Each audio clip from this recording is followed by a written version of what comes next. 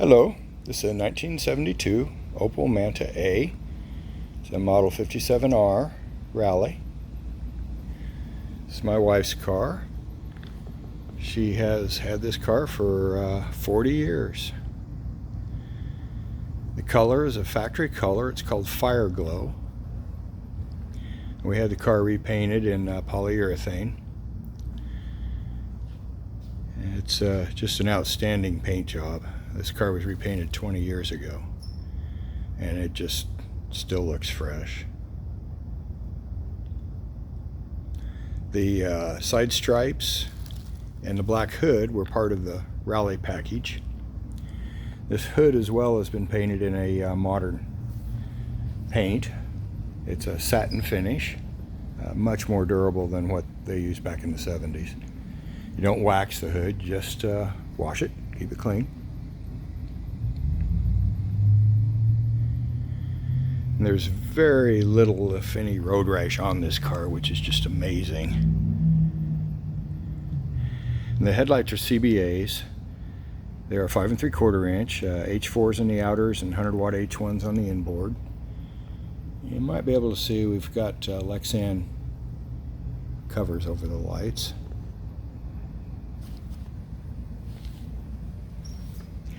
The bumpers front and back are straight, nice chrome, no rust. Front air dam is called a flex dam.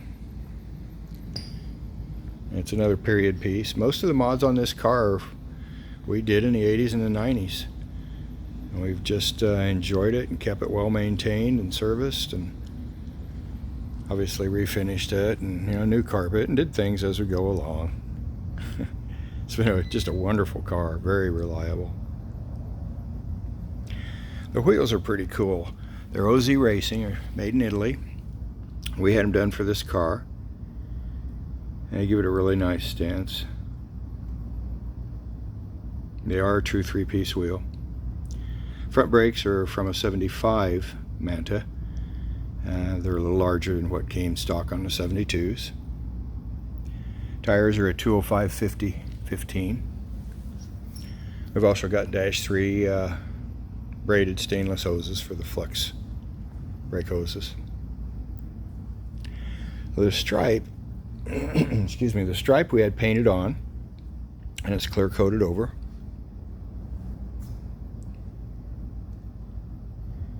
The only flaw that I've seen in the paint is it's in this area in the wheel well arch. And originally these arches had a bright metal or chrome over them, and I like the smooth look much better, so I had those filled in. Now, I don't know if it's very hard to see if it's shrinkage or if it's corrosion coming through. It seems to be stable. It's been that way for quite a while. It's still that way. The black at the bottom behind the wheel and between the wheels is what I call gravel guard. I didn't want mud flaps on the car, but I wanted to give the paint a little protection. So it's a highly textured, kind of a satin finish, easy to touch up, very hard to chip. The jacking points on the front of these cars tend to rot out, and the Opel jacks were very poor design. So I had those removed on both sides, and the frames are all nice and true and sound. And we have a larger, we designed a new jacking point for the front basically, which is flat.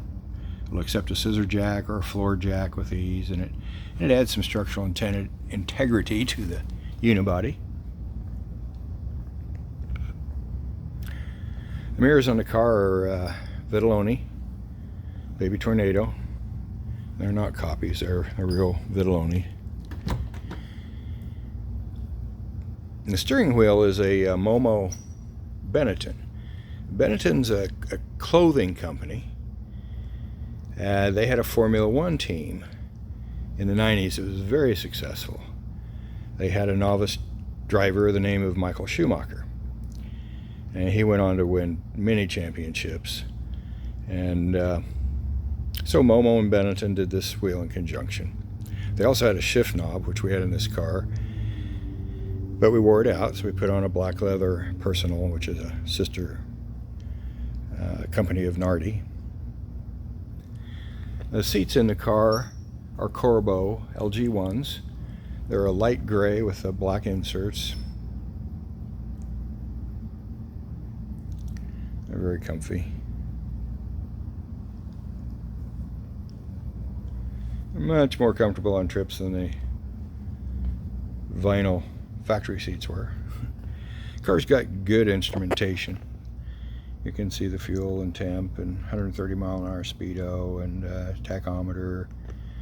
Below the radio are 3 more instruments, which are part of the rally pack, the 57R.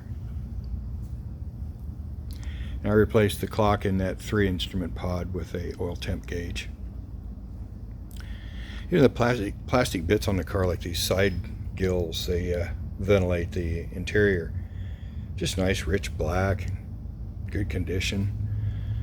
The seals front and rear for the glass have been replaced. Autocross louver. In the 90s, we were a distributor for them in the Midwest. And they said that their louvers were the only TUV approved for sale in Germany. And they actually did some wind tunnel development on them. The rear spoiler, lip spoiler, is a German Cami product. And it just fits the lines of the car and the striping perfectly. It's a dense foam.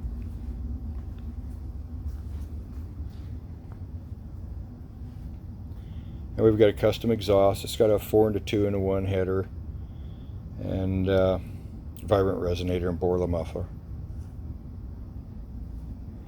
The little chrome gas cap is locking. It was a factory Opel piece, optional piece.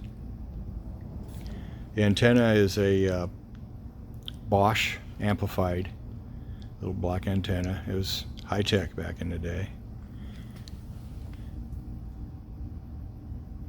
Car's got really nice lines.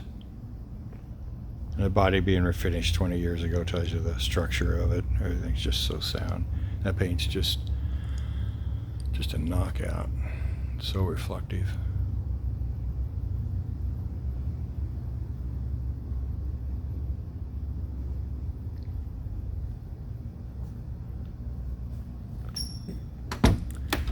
And the rubber, we just replaced the vertical pieces on the rear quarter windows and the door squeegees, if you will. That rubber is nice and supple. Doors are sound on both sides. Car is factory air. You can see the Blitz, the Opel logo above the GM air conditioner. Most of these AC units were installed at the port or at the dealership back in the days. Most of the imports were like that. Little red dot on the console is for the alarm system. Has an Osram co-pilot light there next to it. It's on a flexible wand. This car has a 4-speed manual tranny. It's the original tranny. The synchros are good. The bearings are quiet. It's just been a wonderful transmission. The whole car has been so durable. The back seat is cloth. And the front glass is clean. New seal.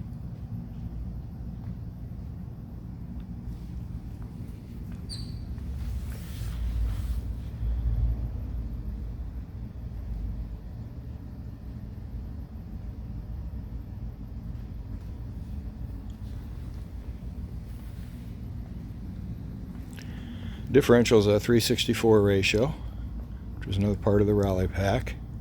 I'm going to set this camera down and open the hood and trunk.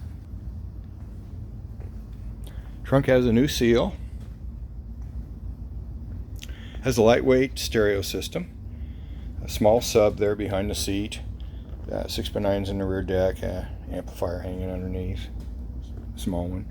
There's an electric fuel pump. Nice and protected. 13-inch spare tire. It uses a 75 Opel steel wheel for the spare.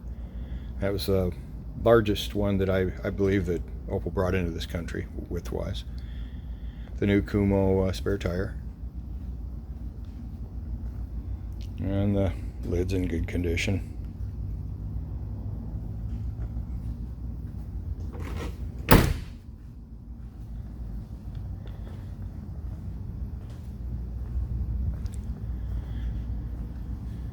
Oh, and this car has 100, and I believe it's 35. Yeah, 135,000 miles on it. That is original. It's on the chassis, obviously, not on most of the parts. So the power plant, they call it a cam and head. The cam actually slides into the cylinder head. It has no push rods. This car is a solid lifter cam, which rides right on the lobes of the camshaft, the lifters do, and actuates the rockers. It's a nice, durable system. The cylinder head is a big valve head. It has Chevy valves in it. It's fully ported. Runs a nice street Norris cam. So it has good torque and no issues. It's not high strung at all. The block I bored 40 over. Have Jahns 10.4-to-1 compression pistons, DV's rings. All the rotating systems are fine balanced. Flywheel is a factory flywheel that we lightened and balanced. Has a heavy-duty F&S H-D clutch, German clutch. The car is, it's very durable, but it's also very easy to work on. It's very satisfying to work on. You can see how much space there is. The radiator looks stock, but it's actually got a staggered core to it, and keeps the little guy cold even with the AC on. There's an igniter too inside the distributor that controls the Jacobs Ultra coil. I've tidied up the wiring with the relays. We've got a horn relay and starter motor relay and headlight relay, etc.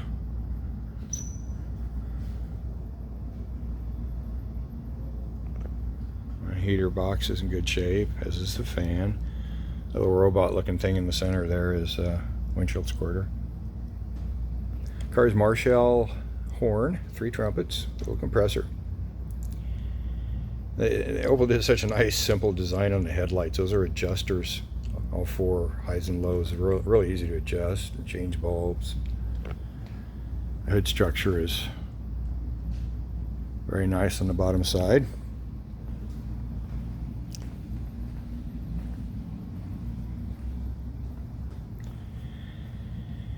The intake is dual Weber, 45mm DCOEs. Has a Canon 4-to-2-to-1 vintage exhaust manifold, ceramic coated, Kegel fuel pressure regulator. My wife wanted AC, and so we did this system to clear the side drafts, and it has a Sandin Sankyo rotary style compressor, so it's lightweight and efficient. And you can see the dryer and the alarm horn tucked in there. Going to set this camera down and shut the hood. Suspension on the car. We have Bilstein's front and rear, larger front and rear sway bars. Quickor Engineering, which is another company from the past. This is all really good quality gear.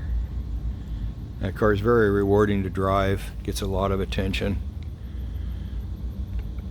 It's fun. You hear everything. You don't hear in a modern car. This car is so sensual. You hear the valve train. You hear the brakes work.